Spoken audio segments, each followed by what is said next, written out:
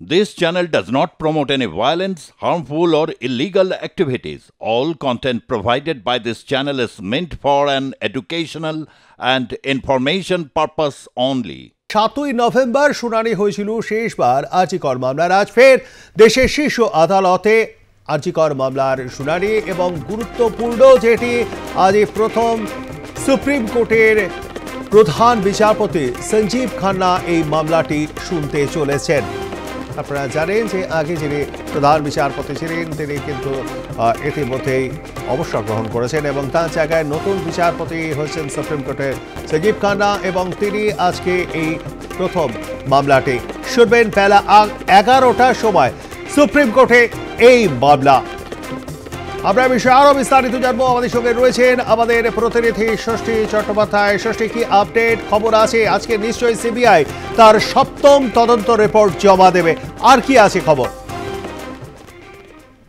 দেখো, প্রথমেই যেটা জানিয়ে রাখবো যে ইতিমধ্যেই তুমি জানো যে সুপ্রিম কোর্টের প্রধান বিচারপতি ডিওয়াই চন্দ্রচূড় তিনি অবসর নিয়েছেন এবং তার জায়গায় নতুন দায়িত্বে এসছেন প্রধান বিচারপতি হিসাবে সঞ্জীব খান্না। এখন স্বাভাবিকভাবেই একটা প্রশ্ন তো থেকেই যাচ্ছে প্রবীর, যে আরজিকর মামলার আগামীর ভবিষ্যৎ কি। তার কারণ যেহেতু প্রধান বিচারপতি সঞ্জীব খান্না এই মামলায় একেবারেই তিনি সেভাবে শোনেননি। প্রথম বিষয় হচ্ছে এটা। দ্বিতীয়, যদিও আরো দুই বিচারপতি রয়েছে, জেবি কার্বিওয়ালা এবং বিচারপতি মনোজ মিশ্র, তাই স্বাভাবিকভাবেই এই আরজিকর মামলা বেশ খানিকটা বিলম্ব হওয়ার সম্ভাবনা রয়েছে। তার কারণ প্রধান বিচারপতি এই মামলাটি ভালো করে অবজার্ভ করবেন।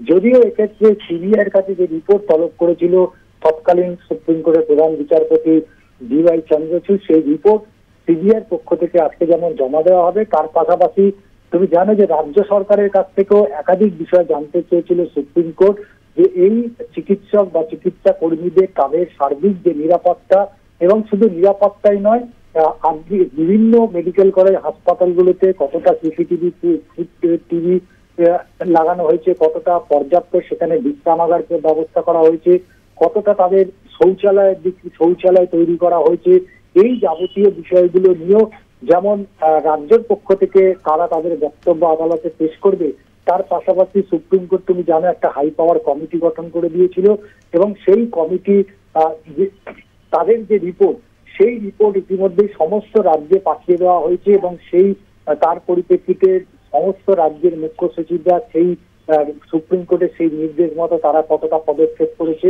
সেই বিষয়গুলো নিয়ে উত্থাপন হওয়ার একটা সম্ভাবনা রয়েছে। যদিও প্রধান বিচারপতি যেহেতু চন্দ্রচূড় প্রধান তিনি অবসর নিয়েছেন, এখন প্রধান বিচারপতি সঞ্জীব খান্না এই মামলাটা কতটা গুরুত্ব সহকারে শুনবেন বা কতটা সময় নিয়ে শুনবেন, সেটাই কিন্তু এখন বড় ধরনের প্রশ্ন। ধন্যবাদ আমাদের সঙ্গে থাকবার জন্য। কথা বলছিলাম আমাদের প্রতিনিধি ষষ্ঠী চট্টোপাধ্যায়ের সঙ্গে এবং তা থেকেই আপনারা বিস্তারিত শুনলেন।